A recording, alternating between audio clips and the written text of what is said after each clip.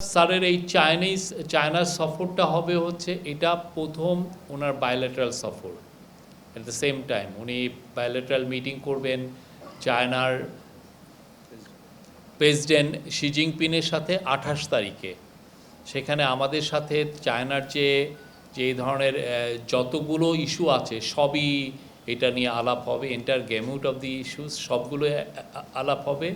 এবং তার মধ্যেও আমরা বলতে পারি যে স্যার যেটা বলেছেন যে মূল ফোকাসটা হবে যে চায়নার কাছে চাইনিজ বড় সিইওদের সাথে মিশা, চায়নার সাথে মানে বাংলাদেশেরকে ইন্ডাস্ট্রিয়ালাইজেশনের জন্য, বাংলাদেশে ম্যানুফ্যাকচারিং এর জন্য একটা বড় হাব তৈরি করার জন্য চায়নার সাথে সেই ধরনের আমরা একটা আমাদের সম্পর্কটা একটা নতুন উচ্চতায় নিতে চাই।